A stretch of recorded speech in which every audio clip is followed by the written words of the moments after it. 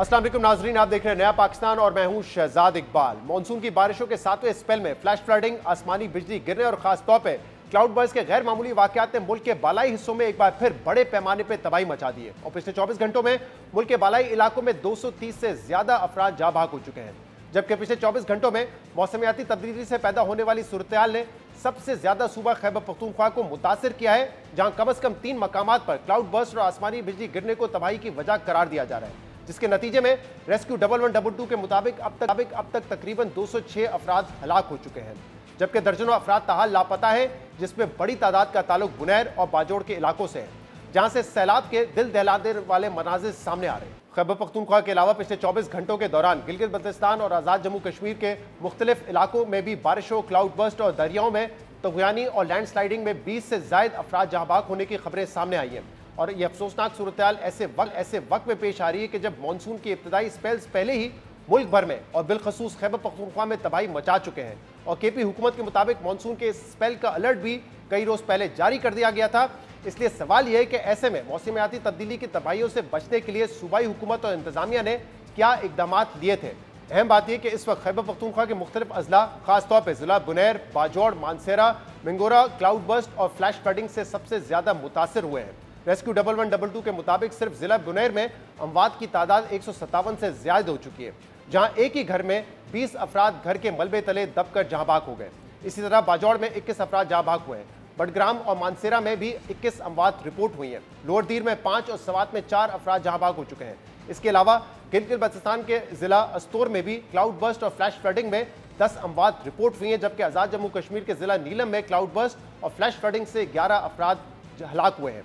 जिसके बाद एनडीएमए के मुताबिक 26 जून से अब तक मानसून के 7 स्पेल्स में मजमूई तौर पर 477 अफराद जहाँ भाग हो चुके हैं, जिनमें पंजाब में 164 और खैबर पख्तूनख्वा में 221 अफराद शामिल हैं।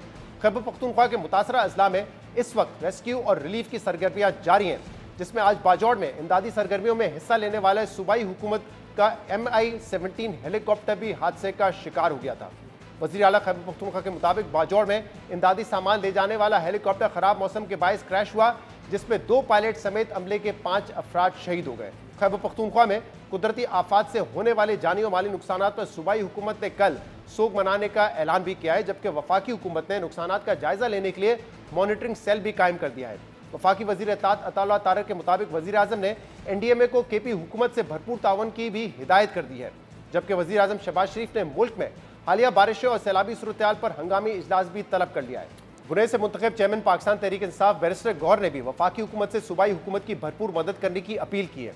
इस वक्त बुने, बाजौड़, मानसेरा और बडग्राम को आफत ज़दा अजला करार दिया जा चुका है और अहम बात यह कि बुने समेत दीगर अजला में होने वाली तबाही की वजह दरियाई सैलाब नहीं है, बल्कि जिला बाजौड़, मानसेरा, गिलगित बल्तिस्तान का जिला अस्तौर और आज़ाद जम्मू कश्मीर के जिला नीलम में भी क्लाउड बर्स्ट की वजह से होने वाली तूफानी बारिश और इसके नतीजे में फ्लैश फ्लडिंग से इस कदर तबाही हुई है। जबकि आज ही मकबूजा जम्मू कश्मीर के जिला कश्तवाड़ में भी क्लाउड बर्स्ट से 56 अफराद की हलाकत की खबर सामने आई है। ये क्लाउड बर्स्ट होता क्या है, इसके नतीजे में आने वाला सैलाब दरियाई सैलाब से कैसे मुख्तलिफ होता है और पिछले कुछ अरसे में क्लाउड बर्स्ट के वाकयात में इजाफा क्यों हो रहा है, इस पर जियो डिजिटल की रिपोर्ट आपको दिखाते हैं।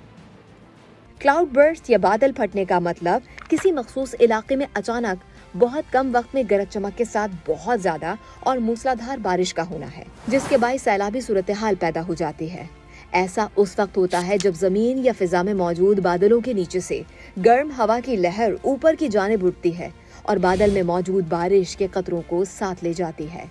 इस सूरत में आम तरीके से बारिश नहीं होती, बल्कि बादलों में बुखारात के पानी बनने का अमल बहुत तेज हो जाता है, क्योंकि बारिश के नए कतरे बनते हैं और पुराने कतरे ऊपर वापस बादलों में पहुंच जाते हैं, जिसका नतीजा तूफानी बारिश की शक्ल में निकलता है, क्योंकि बादल इतने पानी का बोझ बर्दाश्त नहीं कर पाते। महकमा मौसमियात के मुताबिक अगर किसी छोटे इलाके में मुख्तसर वक्त में शदीद बारिश हो जाए तो इसे क्लाउड बर्स्ट कहा जाता है। इसके लिए जरूरी है कि मखसूस इलाके में 1 घंटे में कम से कम 200 मिलीमीटर बारिश रिकॉर्ड की जाए। आसान अल्फाज में ये अमल ऐसे होता है जैसे पानी की बाल्टी अचानक उलट जाए तो जिस तरह पानी बर्क रफ्तारी से बहता है, तो ऐसे ही क्लाउड बर्स्ट में पानी आसमान से बारिश की सूरत में बरसता है। आमतौर पर पहाड़ी इलाकों में मानसून के दौरान ऐसा होता रहता है। जब पानी की बहुत ज्यादा मिकदार कम वक्त में नीचे गिरती है तो सैलाबी कैफियत पैदा हो जाती है, जिससे आबादी और फसलों को नुकसान पहुंचता है। मगर कभी कभार शहरी इलाकों में भी क्लाउड बर्स्ट हो जाता है।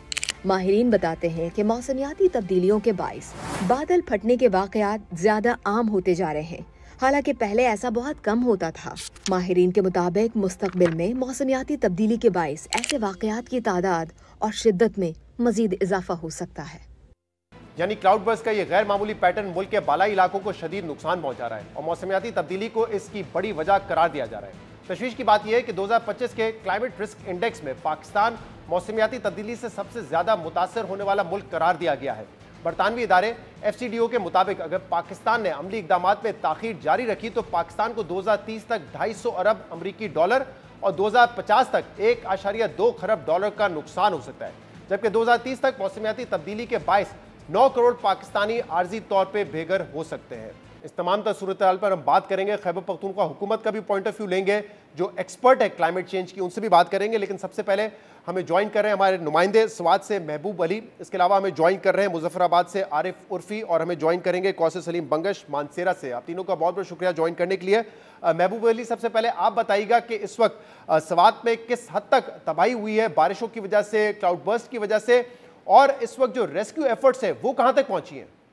जी बिल्कुल शहजाद इकबाल साहब, हालिया सैलाब से न सिर्फ स्वात बल्कि पूरी मलाका डिवीज़न में बल्कि पूरे खैबर पख्तूनख्वा में बड़े पैमाने पर नुकसान हुए हैं। अगर हम ज़िला स्वात की बात करें तो ज़िला स्वात में अब तक 4 अफराद जो है उनकी जवाब होने की तस्दीक हो चुकी है, जबकि ज़िला स्वात का मरकज़ी शहर मिंगौरा जो है उसके वस्त में जो बहने वाली नदी है उससे बड़े पैमाने पर नुकसान पहुँचा है, लोगों के अमलाक को नुकसान पहुँचा है। जो सैलाबी पानी है वो लोगों के घरों में, लोगों की दुकानों में, बाज़ारों में, होटल में दाखिल हो गया है। देखिए, सबसे अहम बात यह है कि इंतज़ामिया क्या करती है। इंतज़ामिया सबसे पहले एक अलर्ट जारी करते हैं, लोगों को महफूज मकामात पर मुंतकिल होने का के ऐलान करती है कि आप ये करें। लेकिन अमलन देखिए, रेस्क्यू के इदारे यहाँ पर है, पुलिस के इदारे है, इरिगेशन के इदारे है, वो कुछ काम ज़रूर कर रहे हैं, लेकिन अमलन हमने जिन जिन इलाकों में पानी के रास्ते रोक रखे हैं, जहाँ पर हमने आबादियाँ की है, ख़ासतौर पर नदी नालियों के किनारे पर, ख़ासतौर पर दरिया स्वात के किनारे पर, तो जब यहाँ पर सैलाबी सूरत हाल होती है, जब क्लाउड बर्स्ट होता है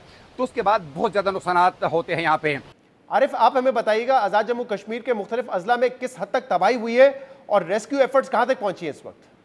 मजमूई तौर पे तो तकरीबन सारा ही वादी नीलम जो है वो लैंडस्लाइड और बारिश और क्लाउड बर्स्ट से मुतासर हुआ है। नाला तेजियाँ है, नाला दवारियाँ है, लवात का नाला है और ख़ुसूसी तौर पे रत्ती गली वाला जो नाला है और जागरां का जो नाला है ये बहुत ज़्यादा बिफर गए थे। जागरां के नाले में तो 2 पुल जो हैं, मजबूत पुल, वो उसकी नज़र हो गए। इस तरह कुछ दुकानें हैं वो ज़ाया हुई, और रत्ती गली वाला जो है वो रत्ती गली चूँकि बहुत खूबसूरत प्लेस है तो उसमें भी बहुत ज़्यादा लॉस हुआ, सड़क का बहुत ज़्यादा नुकसान हो गया, इतना कि वहाँ पे जो सयाह थे वो भी फंस के रह गए। रेस्क्यू की जहाँ तक है जी, तो रात के वक्त में SDM ने जो रेस्क्यू 1122 की जो हमारी वहाँ पे नीलम की जो यूनिट है उन्होंने रात को बड़ा कारनामा अंजाम दिया कि रत्ती गली नाले में जो फंसे हुए 40 से 50 जो सयाह थे उनको वहाँ से रेस्क्यू किया गया। और आज सुबह वज़ीर-ए-आज़म आज़ाद कश्मीर चौधरी अनवारुल हक की अपनी निगरानी में और वज़ीर इत्तलात वहाँ पे मौजूद थे, एक ऑपरेशन शुरू किया गया जिसमें तकरीबन 700 से ज़ायद जो सयाह रत्ती गली में फंस गए थे उनको महफूज मकाम पे नीचे वापस लेके आना था, तो उसके लिए आज ऑपरेशन किया गया। इस मौके पे जो बहुत ज़्यादा यहाँ रेस्क्यू 1122 और SDMA का काम है, वहीं पे वहाँ पे हमारी जो मकामी यूनिट्स हैं पाकिस्तानी अफवाज की, उन्होंने बहुत शानदार कामयाबी में अपना हिस्सा डाला और उस ऑपरेशन में उन्होंने उनकी गाड़ियाँ इस्तेमाल हुई, उनके लोग इस्तेमाल हुए और उन्होंने वहाँ पे सयाहों की खातर तवाज़ो और बहुत ज़्यादा उनकी जो है वो मदद वहाँ पे की। कौसर सलीम, आप बताइएगा, मानसेरा से आप सुबह से रिपोर्ट कर रहे हैं, इस वक्त क्या सिचुएशन है, रेस्क्यू एफर्ट्स कहाँ तक पहुँची हैं?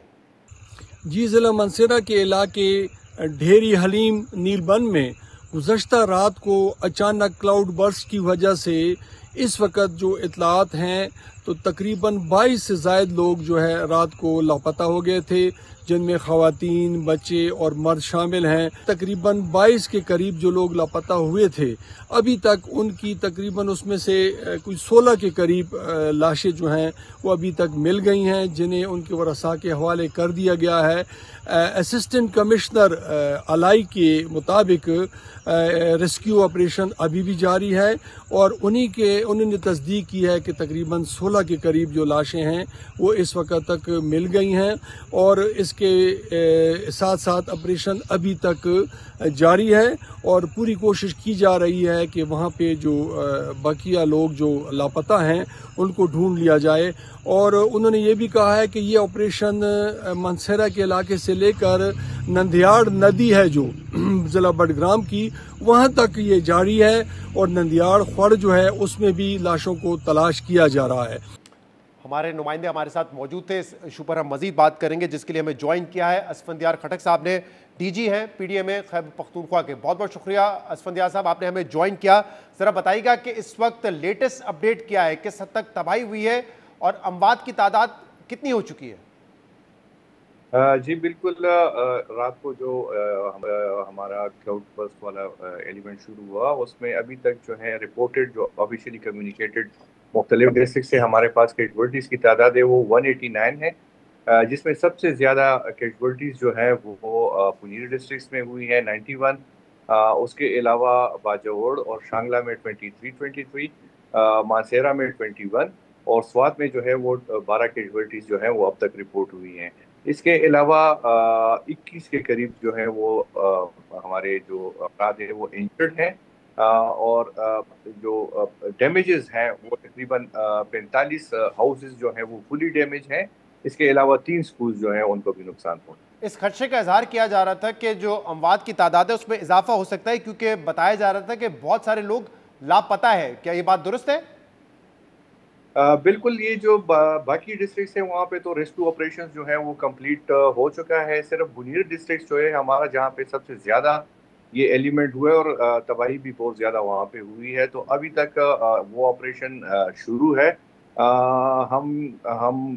हमें एक्सपेक्टेड है कि ये ऑपरेशन जो है ये 3-4 दिन तक चलेगा और उसमें जो अभी तक भी है मिसिंग पर्सन रिपोर्टेड हैं। अभी तक 91 कैजुअल्टीज रिपोर्ट हुई हैं, डिस्ट्रिक्ट एडमिनिस्ट्रेशन ने जो कंफर्म कराई है, लेकिन हमें खदशा है कि ये कैजुअल्टीज जो हैं इसकी तादाद में इजाफा हो सकता है। और ज्यादातर जो अमवात या तबाही हुई है उसकी वजह क्या है? बिजली गिरने की वजह से हुई है, लैंडस्लाइडिंग है, फ्लैश फ्लड्स है जो कि क्लाउड बर्स्ट की वजह से हुए? ज्यादातर जो है वो क्लाउड बर्स्ट का एलिमेंट ज्यादा रहा है, हाउस फ्लड्स भी है, लेकिन ये जो है क्लाउड बर्स्ट की तरफ की वजह से जो फ्लैश फ्लड क्रिएशन हुई है ज्यादातर उस अमवात जो है उससे हुई है। और असफंदिया साहब, ये पहला स्पेल नहीं था जिसने तबाही मचाई हो इस मानसून सीजन में। खैबर पख्तूनख्वा में इससे पहले भी हुआ है और हमने पहले भी आपसे इस पर बात की थी कि मौसमियाती तब्दीली की वजह से जो पैटर्न है वो तब्दील हो रहा है, क्लाउड बर्स्ट ज्यादा हो रहे हैं, लैंडस्लाइडिंग, फ्लैश फ्लड्स की जो तादाद है वो बढ़ती जा रही है। तो प्रिपेयर्डनेस क्या थी, क्या इकदाम लिए गए थे इससे पहले? बिल्कुल, जो आप 27 जनवरी जून की वो जो इंसिडेंट स्वात में हमारा हुआ था उसके बाद हमने रेस्क्यू सर्विसेज को स्ट्रेंथन किया, हमने रिलीफ एक्टिविटीज़ जो हमारे इक्विपमेंट से उसमें हमने इजाफा किया। लेकिन आपको पता होगा कि क्लाउड बर्स्ट का एलिमेंट जो है इसको रोकना बड़ा मुश्किल है और इसको प्रिडिक्ट करना भी बड़ा मुश्किल है। हमारे पास जो एडवाइजरी आई थी, हमारी टीम्स जो हैं वो 24/7 अवेलेबल होती हैं, चाहे वो रेस्क्यू की टीम्स हो या रिलीफ की टीम्स हो या चाहे वो डिस्ट्रिक्ट डिजास्टर मैनेजमेंट यूनिट हो। लेकिन ये एलिमेंट ऐसा है कि घंटों की बारिश मिनटों में हो जाती है, जिसकी वजह से एक खतरनाक किस्म का फ्लैश फ्लड क्रिएट होता है। उसमें रिस्पॉन्स टाइम इवन जिनकी जाने ज़ाया हो, हलाकतें होती हैं, उनको इतना टाइम नहीं मिलता कि वो किसी सेफर ग्राउंड पे चले जाए। तो रिस्पॉन्स टाइम बहुत ही शॉर्ट होता है, बल्कि ना होने के बराबर होता है उन फ्लैश फ्लड्स का जिसमें ज़्यादातर ये क्लाउड बर्स्ट के नतीजे में होते हैं। असफंदिया साहब, अभी हमारी अली तौकीर शेख साहब से बात हुई, वो क्लाइमेट चेंज के एक्सपर्ट हैं और उन्होंने कहा कि मुख्तलिफ ममालिक में अर्ली वार्निंग सिस्टम फैसिलिटीज़ होती हैं जिसमें लोग जो है वो दरिया से दूर चले जाते हैं, यहाँ पे जो इलाके होते हैं जहाँ पे आपको पता है कि लैंडस्लाइडिंग का खतरा है वहाँ से दूर चले जाते हैं, तो इस तरह के सिस्टम्स इस्तेमाल किए जाते हैं। लेकिन हमारे पास कोई इत्तला नहीं है खैबर पख्तूनख्वा में इस तरह का कोई सिस्टम अडॉप्ट किया हो आप लोगों ने जिसमें लोगों को बाखबर किया जा सके कि क्लाइमेट चेंज है और अगर कोई क्लाउड बर्स्ट हो या बारिशों का स्पेल आने वाला है तो अपने जो इलाके हैं उनसे थोड़ा सा दूर चले जाए ताकि कम से कम जो जानी नुकसान है उसको बचाया जा सके। बिल्कुल, अर्ली वार्निंग सिस्टम हम हमारे पहले भी था, हम देते भी थे एडवाइजरीज और स्वात इंसिडेंट के बाद हमने उसको और भी स्ट्रेंथन किया। लेकिन ये जो जिन इलाकों में ये क्लाउड बर्स्ट का एलिमेंट हुआ है ये सारे पहाड़ी इलाके हैं, यहाँ पे साल हर साल से एक स्कैटर्ड पॉपुलेशन है, पहाड़ों में इनका रहना जीना होता है और वहीं पे इनके मकानात बने होते हैं। और ये जो हमें अभी तक रिपोर्ट्स आई है, इसमें पूरे गांव के गांव जो है वो बह गए हैं इस क्लाउड बर्स्ट में, पर्टिकुलरली इन बुनीर। तो इसको रोकना बड़ा मुश्किल है। इसमें आप जितनी भी एहतियाती तदाबीर कर लें, चूंकि ये घर अभी से नहीं बने, ये 30 40 50 सालों से यहाँ पे ये लोग आबाद हैं। और ये एलिमेंट चूंकि ये आने जो क्लाइमेट चेंज आया है, और ये हम देख रहे हैं कि पिछले 2 3 सालों से ये एलिमेंट बहुत ज्यादा हो गए। पर्टिकुलरली जो हमारा नदरन के भी है, जो कि पहाड़ी इलाका है, जो कि टूरिस्ट इलाका है, वहाँ पे ये एलिमेंट बहुत ज्यादा हो रहा है। और इसको अब उनकी नकल मकानी ये भी नहीं है कि ये जो जहाँ पे ये क्लाउड बर्स्ट हुआ है ये कोई दरिया के करीब इलाके थे। जी। ये काफी ऊंचाई पे इलाके होते हैं। घर पहले बहुत सेफ हुआ करते थे। अब चूंकि ये एलिमेंट क्लाउड बर्स्ट का आ गया है, तो अब इसने एक बहुत बड़ा लेकिन चैलेंज असफंदिया जो साहब, है। आप कह रहे हैं कि अगर देखें इसमें रिएक्शन टाइम कौन बहुत कम होता है, प्रिपेयर्डनेस के हवाले से कुछ ज्यादा इकदाम ले नहीं सकते, तो जो मौसमियाती तब्दीली है उसकी वजह से हम देखेंगे शायद आने वाले वक्तों में क्लाउड बर्स्ट, फ्लैश फ्लड्स के ज्यादा वाकयात हो, तो फिर क्या होगा? ये लोग जिनके घर बार यहाँ पर है वो इसी तरह हलाक होते रहेंगे, जहां बाक होते रहेंगे? क्या करेंगे फिर इसके लिए आप? सर, नेचुरल कैलेमिटीज हैं, जो रिवर एंड फ्लड्स होते हैं, चाहे जो जो इंक्रोचमेंट है वो उसको हमने बड़े स्केल पे लिया है। हमने बहुत बड़ी अवेयरनेस कैंपेन चलाई। अभी भी हमने लाउड स्पीकर का इस्तेमाल किया, हमने बिलबोर्ड्स को, हमने सोशल मीडिया को हिट किया कि लोगों को बताया जा सके। लेकिन क्लाउड बर्स्ट का एलिमेंट ऐसा है कि इसको आप कहीं पे भी ये प्रेडिक्ट नहीं कर सकते एक्यूरेटली कि इस इलाके में क्लाउड बर्स्ट होगा। हम रेंज प्रेडिक्ट करते हैं, हम ग्लेशियल आउटबर्स्ट प्रेडिक्ट करते हैं, हम इंतबाह करते हैं लोगों को डिस्ट्रिक्ट एडमिनिस्ट्रेशन के थ्रू के एहतियाती तदाबीर कर सके। लेकिन चूंकि ये क्लाउड बर्स्ट हमेशा से ज़्यादातर ये रात में ये एलिमेंट होता है, और लोगों के पास और डिस्ट्रिक्ट एडमिनिस्ट्रेशन के पास रिस्पांस का टाइम बिल्कुल नहीं होता है। ये है एक अनफॉर्चुनेट, हमारे अब ये एक रियलिटी बन गई है। इसके लिए मिटिगेशन के लिए हाई लेवल पे काम करना पड़ेगा। इसको एक्सपर्ट का को इन्वॉल्व करना पड़ेगा। फ्यूचर की हमें अभी हमारे पास मानसून के जैसे ही ये सीजन ऑफ होगा, हमारे पास एक कूलिंग टाइम अवेलेबल है 7 8 महीनों का। उसमें हमें प्लानिंग करनी पड़ेगी, हमें एक्सपर्ट को इन्वॉल्व करना पड़ेगा, हमें कोई स्ट्रेटेजी चार्ट आउट करनी पड़ेगी कि हम ये नुकसानात को है जितना भी हम इसको नहीं, तो मिनिमाइज बेहतर कर नहीं होता सकें। कि जो एक्सपर्ट्स को इन्वॉल्व करने की बात आप कर रहे हैं वो ऑलरेडी हो चुका होता है, क्योंकि ये पहला सीजन तो नहीं है। अब जब इतना नुकसान हो गया उसके बाद ये बात की जा रही है कि एक्सपर्ट्स को इन्वॉल्व करके इन चीजों को देखा जाएगा। सर बिल्कुल, आप मानसून को देख लें, मानसून की इंटेंसिटी इस साल बहुत ज़्यादा है, 60% ज़्यादा बारिशें हुई हैं। ये स्पेल जो है हम एक्सपेक्ट करते थे कि इसका पैटर्न ये था कि ये जुलाई में शुरू होता था, अब ये जून में हो गया है। वेदर पैटर्न चेंज कर रहा है, हर साल पैटर्न चेंज कर रहा है और उसकी इंटेंसिटी बढ़ती जा रही है। हम प्लानिंग करते हैं पिछले सालों के डेटा पे, हम 2022 पे इसकी प्रेडिक्शंस करते हैं और हम इसकी प्लानिंग करते हैं। लेकिन चूंकि इंटेंसिटी हर साल बढ़ती जा रही है और उस पर हमें अभी सोचना पड़ेगा कि हम आने वाले साल को इस साल से ज़्यादा हमारी प्लानिंग इस साल से ज़्यादा हो, और हमें ये अभी परमानेंटली मिटिगेशन की तरफ जाना पड़ेगा। और इसके लिए एक तो ऑब्वियसली रियासत की सतह पे, हुकूमत सतह पे काम करने की जरूरत है। दूसरा, जो लोग हैं उनको भी अवेयर करने की जरूरत है। जैसे आपने कहा कि जो रिवराइन फ्लड्स होते हैं उनके लिए आप आगाही मुहिम चला रहे हैं, लेकिन इन लोगों के लिए भी जो पहाड़ों पर रहते हैं उनके लिए भी कोई मुहिम चलानी पड़ेगी, कोई ड्रिल एक्टिविटी होगी कि खुदा ना खास्ता इस तरह की सूरत हाल हो तो आपने इमरजेंसी इकदाम क्या क्या लेने हैं। और उसके लिए जिससे भी आप बात करें वो ये कहते हैं कि एनडीएमए है नेशनल सतह पे, फिर पीडीएमए है आपकी सूबाई सतह पे, आपको डीडीएमए की जरूरत है, डिस्ट्रिक्ट लेवल पे आपको मैनेजमेंट की जरूरत है। क्योंकि ये नहीं हो सकता कि एक सूबाई इदारा जो है या वफाकी इदारा वो हर गली मोहल्ले में पहुंच के लोगों को ट्रेन कर सके, उनकी ड्रिल्स करवा सके, उनको प्रिपेयर कर सके इस तरह की सूरत हाल के लिए। आप क्या समझते हैं? बिल्कुल, हमारी डिस्ट्रिक्ट डिजास्टर मैनेजमेंट यूनिट है, हम ड्रिल्स करते हैं। सर अनफॉर्चुनेटली मैं आपको आज ही का इंसिडेंट बता दूं, मैं आज बाजवड़ गया था, हमारे वहाँ पे नकल मकानी हो रही है। कोई 3 लाख के TDPs हैं जो कि मिलिट्री ऑपरेशन के नतीजे में वो नकल मकान, हमने वहाँ पे कैंप इस्टेब्लिश किए। वापसी पे बाजवड़ से वापसी पे जितना भी दरिया स्वात या दरिया पंचकोड़ा के किनारे हैं वहाँ पे फ्लडिंग थी और पूरी की पूरी आबादी, बच्चे उसमें नहा रहे थे, इवन फैमिलीज जो थी वो दरिया के किनारे पे पहुंची हुई थी, एंजॉय कर रही थी। तो हमें ये समझना पड़ेगा कि 27 जून को जो हुआ स्वात में उससे भी हमने सबक नहीं सीखा। और अभी तक हम वही जो केयरलेस एटीट्यूड है वो हम दरियाओं के किनारे जब फ्लडिंग होती है हम उस सीजन में दरियाओं के किनारे पे जा रहे होते हैं। और सर ये बहुत बड़ा स्ट्रेच है केपी में जहाँ पे से दरिया गुजरते हैं और उसको इंतजामिया बिल्कुल उस इस पोजीशन में नहीं है, ह्यूमनली पॉसिबल नहीं है कि वो सारे एरिया को देख सके।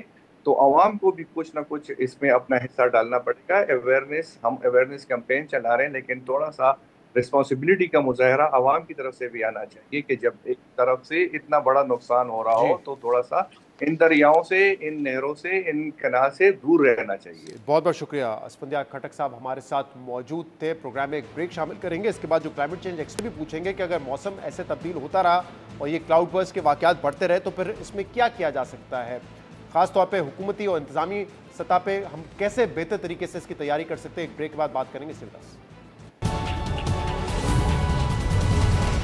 Welcome back. क्लाइमेट चेंज की वजह से हम देख रहे हैं क्लाउड बर्स्ट और फ्लैश फ्लडिंग के जो वाकयात हैं वो बढ़ते जा रहे हैं। इस हवाले से आज भी बड़ी तबाही हुई है, इस पर हम मजीद बात करेंगे, जिसके लिए हमें ज्वाइन किया है अली तौकीर शेख साहब ने, क्लाइमेट चेंज और सस्टेनेबल डेवलपमेंट के एक्सपर्ट है। बहुत बहुत शुक्रिया अली शेख साहब, आपने हमें ज्वाइन किया। आज भी हमने देखा क्लाउड बर्स्ट और बारिशों की वजह से जो सैलाबी सूरत हाल पैदा हुई उससे खैबर पख्तूनख्वा, आज़ाद जम्मू कश्मीर के कई अजला में बहुत ज़्यादा तबाही हुई है। 230 अफराद जहाँ बाग हुए हैं और खदशा जाहिर किया जा रहा है कि अमवात की तादाद इससे ज़्यादा बढ़ सकती है। आप इस पर मुख्तलिफ टाइम पर लिखते हुए आए हैं और रिसेंट जो आपका आर्टिकल था उसमें आपने लिखा था कि जो पाकिस्तान है वो क्लाइमेट चेंज का, क्लाइमेट ट्रांसफॉर्मेशन का एपी सेंटर है और जो मॉनसून रेंज या फ्लड पैटर्न्स थे वो टोटली तब्दील हो गए हैं। तो क्या यही वजह है कि इस वक्त हम देख रहे हैं कि क्लाउड बर्स्ट और फ्लैश फ्लडिंग के वाकयात में इतना इजाफा हुआ है? जी, आपने बिल्कुल सही फरमाया। अगर पाकिस्तान एपी सेंटर है तो GB and KP is ground zero of climate change for Pakistan in the present situation. उसकी एक वजह बड़ी आसान है जो आपके जो सुनने वाले उनकी समझ में आएगी। इन इलाकों में चूंकि ये पहाड़ी इलाके हैं तो 4 या 5 चीज़ें इकट्ठी होती हैं। एक, जब हैवी रेन होती है जिसको टोरेंशियल रेन कहते हैं, जिसका मतलब ये होता है कि थोड़े से वक्त में बहुत ज़्यादा डाउनपोर होती है, बहुत ज़्यादा बारिश होती है, एक वो है। उसके साथ अगर ग्लॉफ हो, जिसका मतलब है ग्लेशियर आउटबर्स्ट हो, तो वो भी कोइंसाइड कर जाता है हमारी। और तीसरी जो चीज़ बनती है वो है कि चूंकि ये माउंटेन्स हैं तो जो पानी नीचे की तरफ आता है उसको फ्लैश फ्लड कहते हैं। बहुत ज़्यादा स्पीड के साथ आता है, इतना अचानक आता है कि आपको संभलने का मौका नहीं मिलता। और आखिरी बला जिसका आपने जिक्र किया है वो क्लाउड बर्स्ट है, जिसका मतलब ये होता है कि बहुत सारा पानी एक बैलून की सूरत में बन जाता है बादलों में, और जैसे बैलून फटता है और जैसे पानी का बाल्टी एकदम से खाली होती है तो गिरता है, ये उस तरह से पानी गिरता है। तो ये 4 या 5 चीज़ें जब इकट्ठी हो जाती हैं तो कम्युनिटी को, लोगों को संभलने का मौका नहीं मिलता, अपनी प्रॉपर्टी बचाने का मौका मिलता, अपने बच्चे और अपनी जानें बचाने का नहीं मिलता, और स्टेट की प्रिपेयर्डनेस उस लेवल पर नहीं हो सकती। चारों चीज़ों को इकट्ठे डील करना काफ़ी मुश्किल चैलेंज है। और इस वक्त जो जिस तरह से क्लाइमेटिक चेंजेस हो रही हैं तो ये एरिया एक बहुत ज़्यादा क्रिटिकल एरिया के तौर पे हुआ है, जिसके लिए हमें बहुत ज़्यादा केयरफुली प्लान करना होगा। अली तौकीर साहब, हमने देखा है कि माजी में जो फ्लड्स वगैरह आते थे ज्यादातर उन इलाकों में थे जहां पे दरिया बहता था, उसके आसपास के इलाके ज्यादा तबाह होते थे। लेकिन आपने अपने आर्टिकल में लिखा और आज हमने यही देखा है कि जो नॉन रिवराइन एरियाज है वहां पे ज्यादा तबाही हुई है, जिसमें बाजौड़ है, बुनेर है, बडग्राम है, इन तमाम एरियाज में ज्यादा तबाही हुई है। और आप ये भी लिख चुके हैं अपने आर्टिकल में कि क्लाइमेट क्योंकि गर्म हो रहा है, मौसम गर्म हो रहा है, इसलिए जो मॉइस्चर है वो ज़्यादा होल्ड कर सकता है, उसकी वजह से बारिशें ज़्यादा हो रही है। तो ये सूरत हाल तो ऐसा लगता है कि तब्दील नहीं होगी, लेकिन क्या हमारी पॉलिसीज़ और हमारी अप्रोच बेहतर हो सकती है ताकि इस कदर तबाही ना हो, इतनी अमवात ना हो? ये तब्दीली बिल्कुल हो सकती है, हम बहुत कुछ कर सकते हैं। मे बी हम 100% कामयाब नहीं हो सकते, मगर 50% भी हो जाते हैं तो जितने लोग आज, जितनी जानें आज गई हैं, मे बी अगले सालों में इतनी ज़्यादा नहीं होंगी। देखिए, कुछ चीज़ें हैं जो हमें फ़ौरन करने की ज़रूरत होती है, जिसके बारे में हमें 5 मिनट भी ज़ाया नहीं करने चाहिए। वो कैंपेन है, सबसे पहले तो हाउस होल्ड लेवल पर लोगों को गाइड करने की कि अपनी इमरजेंसी किट बनाएं, 2-3 दिन का अपने पास राशन रखें, और अपने बच्चों को जो है वो पानी से दूर रखें, बिजली के खंभों से और उसके इंस्टॉलेशन से दूर रखें। अपने अपने जो हैं जो डॉक्यूमेंट हैं कीमती, उनके शनाख्ती कार्ड वगैरह जो हैं प्लास्टिक वगैरह में उनको रैप करके रखें, 2-4 दिन की फूड अपने पास रखें, और छोटा मोटा एक बैग शैग तैयार करके रखें कि उनको अगर इमरजेंसी में इवैक्यूएट करना है तो वो कर सकें। ये तो घर की लेवल पे है, हर फैमिली को तकरीबन ये स्टेज पे करना है।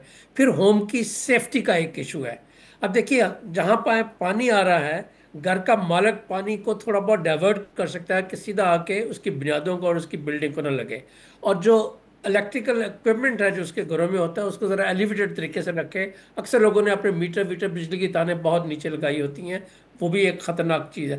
तो एस्केप रूट को आइडेंटिफाई करना बहुत ज़्यादा ज़रूरी है। इन लोगों को अपने रास्तों का बहुत अच्छी तरह पता होता है, उनको सेंसिटाइज करने की ज़रूरत है कि वो 1 2 3 रास्तों को पहले से आइडेंटिफाई करें। अब मैं आता हूँ जो स्टेट कर सकती है, और वो भी एक दिन के अंदर अंदर हो सकता है। सबसे पहला काम जो स्टेट कर सकती है वो ये है कि एसएमएस की जो इमरजेंसी सर्विस शुरू कर सकती है। तकरीबन हर किसी के पास फ़ोन है, हर किसी के पास एसएमएस की फैसिलिटी है। उसके ऊपर अर्ली वार्निंग सिस्टम का इस्टेब्लिश करना चाहिए। कम्युनिटी को ये अवेयरनेस की चीज़ें भी बतलानी चाहिए जो मैंने आपको अर्ज की हैं।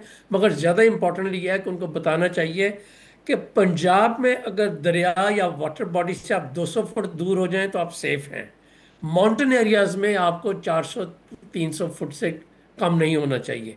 जब ये पानी नीचे आता है तो अपने पास बोल्डर्स और पत्थरों को लेकर आता है, लैंडस्लाइड्स को लेकर आता है। और जो लोग 50 70 100 200 फुट के फासले पे होते हैं, वो मौत के दहाने पे एक तरफ से होते हैं। आम हालात में तो शायद हमें पता नहीं चलता, मगर अब हमें अंदाज़ा हो गया है कि ये एक रिकरेंट इवेंट है, खुदा ना खास्ता अगले सालों में भी होता है। तो हमें कम से कम ये चीज़ रखनी है कि माउंटेन्स का जहाँ पे कैविटी बनती है, जहाँ से नीचे की तरफ आते हैं, जहाँ से लैंडस्लाइड्स आते हैं, फ्लैश फ्लड्स आते हैं, फ्लड्स आते हैं, बोल्डर्स आते हैं, जो गाड़ियों को, घरों को, लाइफ स्टॉक को बहा के ले जाता है, लोगों को उससे बच के रहना चाहिए। और यहाँ पे मेरा ये फर्ज बनता है कि मैं पूछूं, where is DDMA? Why is NDMA thinking it can deliver everywhere? They can not deliver, it's not humanly possible. किसी इंस्टीट्यूशन की इतनी स्ट्रेंथ नहीं हो सकती कि हर गली मोहल्ले में पहुंच सके। हमें अपने डीडीएम की, जो डिस्ट्रिक्ट डिजास्टर मैनेजमेंट अथॉरिटीज़ हैं, उनकी नोटिफिकेशन करनी चाहिए, उनको रिसोर्सेज देने चाहिए, उनके पास इमरजेंसी नंबर्स होने चाहिए कि किसी कोर कमांडर को या मिलिट्री के हेलीकॉप्टर को रेस्क्यू के लिए बुलाना हो तो वो बुला सकें। उनको कंप्लेन करनी चाहिए अगर 1122 वहाँ पे नहीं ऑपरेटिव या उसके पास इक्विपमेंट नहीं है। तो जो लोकल लेवल की कैपेसिटी है वो बहुत ज़्यादा ज़रूरी है। इसमें और चीज़ें भी हो सकती हैं। ये this is the emergency. Emergency में कौमें मुतहद हो जाती हैं, कम्युनिटीज़ मुतहद हो जाती हैं, उनके सारे इख्तलाफात एक तरफ रह जाते हैं। ये टाइम है कि इस वक्त लोकल लेवल के ऊपर, हैमलेट लेवल, ये विलेज या महल्ले के लेवल के ऊपर हमें एक कैपेसिटी बनानी चाहिए उनके community based early warning system की, कि महल्लेदार एक दूसरे को बतला सकें। वॉलंटियर्स की फोर्सेस बनानी चाहिए वहाँ पे, जो लड़के लड़कियाँ जवान जो लोगों को रेस्क्यू कर सकते हैं, इन्फॉर्म कर सकते हैं, एक कम्युनिटी का रोल प्ले कर सकते हैं। तो लोकल वॉलंटियर जो है वो आर्मी से ज़्यादा इफेक्टिव हो जाते हैं जब वो, चूँकि टाइमली वो पहुँचते हैं। और हर कम्युनिटी को अपने इवैक्यूएशन प्लान बनाने चाहिए। और ये कोई बहुत मुश्किल काम नहीं है। कम्युनिटी एक दफ़ा इकट्ठी बैठ जाए, 2 4 घंटों में फैसला कर लेती है कि फ़िलहाल हम इस तरह से हमारा इवैक्यूएशन प्लान बनेगा। ये 2 4 मोटी मोटी चीज़ें करने की हैं। अली साहब, जो आपने जो सबसे बताया, अहम चीज़ है, जो जी जी एनएफएससी अवार्ड है आपका, जी जी, वो सूबे से निकल के डिस्ट्रिक्ट लेवल तक पहुंचना चाहिए। और उसकी एलोकेशन के लिए हमें जो कुछ भी करने की जरूरत है वो हमें करना चाहिए, क्योंकि रिसोर्सेज को बढ़ाने की जरूरत है। लेकिन अली तौकीर साहब, हमने जो देखा है इवन यूएस में, इंडिया में, अब पाकिस्तान में हम देख रहे हैं, जो आप कह रहे हैं कि आबादी जो है जो पहाड़ी इलाकों में है वो 400 फुट दूर हो जाए, पंजाब में दरिया के पास से तो 200 फुट दूर हो जाए। क्या इतना वक्त मिलता भी है? क्योंकि यहाँ तो देखा गया है कि पानी का बहाव बहुत तेजी से बढ़ता है। फ्लैश फ्लड्स अगर आ रहे होते हैं तो पहाड़ से हम देखते हैं कि लैंडस्लाइडिंग बहुत तेजी से हो रही होती है। तो इतना वक्त भी होता है? क्योंकि ये जो इंसिडेंट हुए हैं इसमें तो बताया जा रहा है रात को लोग सो रहे थे और घर उनके तबाह हो गए। बिल्कुल आपने बिल्कुल बजा फरमाया है। नेपाल में और बाकी साउथ एशियन कंट्रीज़ में फ्लैश फ्लड्स के ऊपर इमरजेंसी की गाइडलाइंस हैं, उसकी ड्रिल्स की जाती हैं, उनको वक्त से पहले बताया जाता है कि किस सूरत हाल में क्या करना होगा, सिनारियो 1 2 या 3 क्या होते हैं। और उसी वजह से बाज़ दफ़ा फ्लैश फ्लड्स वगैरह हालांकि हमसे ज़्यादा स्ट्रॉन्ग होते हैं, मगर वहाँ पे लॉस और डैमेज कम होता है। सर, ये जो आफात जिनका हम जिक्र इस वक्त कर रहे हैं, और आप बहुत शुक्रिया कि आप इन चीज़ों को इतनी डिटेल में अटेंड कर रहे हैं। प्लीज़ ये मत कहिए, मत समझिए कि ये हमारी किस्मत में लिखा हुआ है। वल्नरेबिलिटी एक रिलेटिव टर्म होती है, आप उसको कम कर सकते हैं अपनी तैयारी करके, इस पर इन्वेस्ट करके आप अपनी प्रिपेयर्डनेस को इम्प्रूव कर सकते होते हैं। तो Pakistan is not the most vulnerable country in the world. Please remember that Pakistan is one of the least prepared countries in the world. हमें जो कुछ करना है अगले चंद सालों में, हमें पूरी तरह तवज्जो के साथ, पूरे फोकस के साथ अपनी प्रिपेयर्डनेस का जो गैप है उसको कम करना है, ताकि ये जो लॉस बढ़ता जा रहा है, ह्यूमन लॉस तो अपनी जगह पे है, इकोनॉमी का लॉस भी बहुत ज़्यादा है, उसके अलावा जो इकोसिस्टम का जो लॉस हो रहा है उसके साथ तो वहाँ पे नई सेटलमेंट्स भी नहीं बन सकती, वहाँ पे एग्रीकल्चर भी नहीं हो सकती, लाइवलीहुड आना भी बहुत मुश्किल हो जाता है। तो जो रिकंस्ट्रक्शन की कॉस्ट होती है, जो जो इन कम्युनिटीज़ को दोबारा अपने पाँव पे खड़े होने के लिए जो रिसोर्सेज चाहिए होते हैं वो हमारे पास फिर नहीं होते हैं, इतनी कॉस्टली ये चीज़ है। तो इसलिए this is the time for us, मैं सारों के साथ दस्त बदस्त अर्ज करना चाहता हूँ जी। कि please think of vulnerability, how to reduce it. हमें कोई ये लेक्चर होता है कि हम बहुत वल्नरेबल कंट्री है और हमारी किस्मत में लिखा हुआ है कि हमने बारिशों में या तूफानों में मरना है, ऐसी कोई बात नहीं है। We can be much better prepared, और Pakistani are a very resilient nation. I am sure sir कि हम अपने आप को बहुत बेहतर प्रिपेयर कर सकते हैं। सही। तो आपने जो सारी बात की है वो प्रिपेयर्डनेस के हवाले से की है, इमरजेंसी सूरत हाल में क्या करना है और स्टेट का इसमें क्या किरदार है, जिसमें आपने बड़ी इंपॉर्टेंट बात की कि पीडीए में तो है, एनडीए में है, डीडीएमई की जरूरत है, ताकि वसाइल को और जो आप कह रहे हैं कि लोगों को ट्रेन करना, ड्रिल्स करना, उनको आप गली मोहल्ले तक लेके जाएं। लेकिन अली साहब, बिल्कुल आपने बजा फरमाया। देखिए, vulnerability is always a local issue, जी बिल्कुल, उसका सोल्यूशन भी हमेशा लोकल होगा। लेकिन अली साहब, मैं आप आने इस्लामाबाद वाले में वक्त में जो सूरत हाल है, मौसमी सूरत हाल, उसमें कोई तब्दीली नहीं देख रहे हैं। मौसम गर्म होता रहेगा, मॉइस्चर बढ़ता रहेगा हवा में, और बारिशें होती रहेंगी इस तरह की, फ्लैश फ्लड्स भी होंगे, क्लाउड बर्स्ट भी होंगे। ये सिचुएशन चेंज नहीं होने जा रही आने वाले सालों में भी? दो चीज़ें प्रिडिक्ट की जा सकती हैं, कुछ का हम बिल्कुल नहीं कर सकते। जब टेम्परेचर गर्मियों में 1 डिग्री बढ़ता है तो जो क्लाउड्स में मॉइस्चर है वो 7% बढ़ता है। इस साल जो हीट वेव्स पाकिस्तान में आई तो बाज़ एरिया में 6, 7 और 8% जो थी डिग्रीज का फ़र्क था हमारे एवरेज टेम्परेचर से ज़्यादा। हीट वेव्स बहुत सीरियस थी, और जितनी ज़्यादा हीट वेव सीरियस होगी उतनी ज़्यादा रेन होने का खदशात ज़्यादा होंगे। तो ये चीज़ तो ऑलमोस्ट प्रिडिक्ट की जा सकती है कि हीट वेव के बाद आपके पास फ्लडिंग आएगी, और हीट वेव जब अपर इंडस बेसन में आपके ग्लेशियर्स को मेल्ट करेगी जी। तो जो माउंटेनियस एरियाज है वहाँ पे ज़्यादा सीरियस लॉसेज होंगे, और जो डाउन स्ट्रीम इंफ्रास्ट्रक्चर भी जाएगा, क्रॉप्स भी तबाह होंगी, तो इकोनॉमी का लॉस भी होगा। ये चीज़ प्रिडिक्ट की जा सकती है। दूसरी चीज़ जो प्रिडिक्ट की जा सकती है वो ये है कि आउटबर्स्ट के लिए वार्निंग टाइम बहुत कम है, और ऑप्शंस बहुत कम होती हैं क्लाउड आउटबर्स्ट को हैंडल करने के लिए।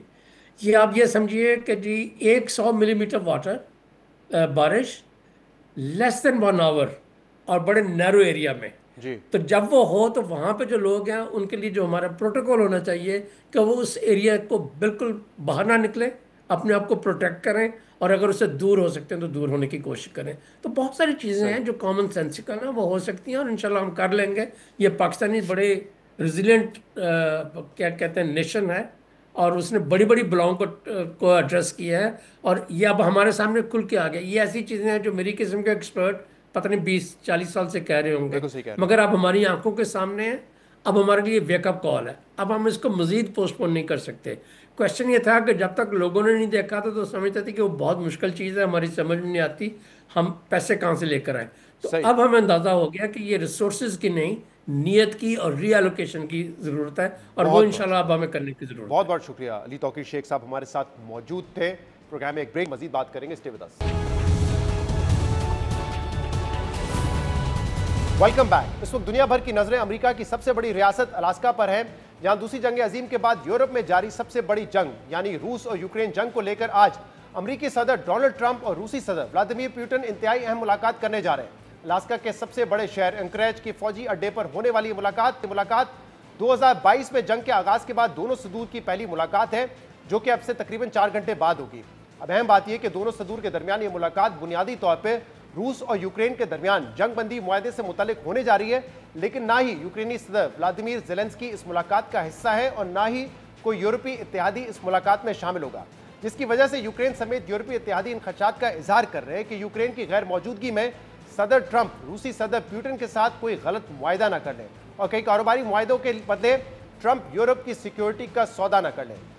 जबकि सदर ट्रंप पर उम्मीद है कि आज होने वाली हाई स्टेक्स मुलाकात नतीजा खेज साबित हो सकती है। इस हवाले से उन्होंने अलास्का जाने से पहले एयरफोर्स 1 में सहाफियों से गुफ्तगू में कहा कि पुतिन एक होशियार शख्स है, वो ये सब कुछ कई सालों से कर रहे हैं और इसी तरह मैं भी ये सब कुछ तवील अरसे से कर रहा हूँ, और अब हम दोनों सदर हैं और दोनों जानिब बाहमी एहतराम है और मुझे लगता है कि इस मुलाकात में कुछ ना कुछ नतीजा खेज सामने आएगा। जबकि कल अमेरिकी सदर ट्रंप ने व्हाइट हाउस में बात करते हुए अमन मुआहदे की उम्मीद जाहिर करते हुए यह भी कहा था कि इस मुलाकात के बाद दूसरी मुलाकात होगी जो कि ज्यादा अहम होगी, जिसमें यूक्रेनी सदर ज़ेलेंस्की समेत यूरोपीय रहनुमा भी शामिल हो सकते हैं। दूसरी तरफ रूस की जानिब से भी आज की मुलाकात की कामयाबी की उम्मीद का इजहार किया जा रहा है। इस हवाले से कल रूसी सदर पुतिन ने कहा था कि अमेरिका लड़ाई रोकने और मुआहदे पर पहुंचने के लिए मुखलिसाना कोशिशें कर रहा है। ताहम रूस के सदाती दफ्तर ने यह वाजे किया कि ट्रंप और पुतिन मुलाकात से कबल अज वक्त कुछ अखज़ करना बड़ी गलती होगी, जबकि यूक्रेनी सदर ज़ेलेंस्की समेत यूरोपीय इत्तेहादी आज की मुलाकात पर खदशात का इजहार कर रहे हैं। आज इस मुलाकात से पहले अपने सोशल मीडिया पोस्ट में यूक्रेनी सदर ने कहा कि अहम चीज़ यह है कि यह मुलाकात मुनसिफाना अमन की तरफ रास्ता खोले, अमेरिका, यूक्रेन और रूस के दरमियान सहफरीकी बातचीत हो। उन्होंने कहा कि अब वक्त आ गया है कि जंग खत्म की जाए और इसलिए ज़रूरी इकदाम रूस को करने होंगे। जबकि बुध को यूक्रेनी सदर ने यूरोपीय इत्तेहादी के हमरा सदर ट्रंप से वीडियो कॉन्फ्रेंस के बाद कहा था कि रूस अमन की ख्वाहिश का ढोंग कर रहा है, हमारे बगैर हमारे बारे में होने वाली बातचीत कामयाब नहीं होगी। बहरहाल अमरीकी और रूसी सदर के दरमियान ये मुलाकात ऐसे वक्त में होने जा रही है जब यूक्रेन का तकरीबन 20% हिस्सा पहले ही रूस के कब्जे में है और सदर ट्रंप ये वाजे कर चुके हैं कि अमन उसी सूरत कायम हो सकता है जब दोनों ममालिक जमीन का तबादला करने पर राजी हों, जिसे यूक्रेनी सदर मुस्तरद कर चुके हैं। इस सूरत हाल में अब यह बहस जारी है कि रूस यूक्रेन के कौन से इलाके वापस करने पर तैयार हो सकता है और कौन से इलाके अपने पास रखने पर बज़िद हो सकता है।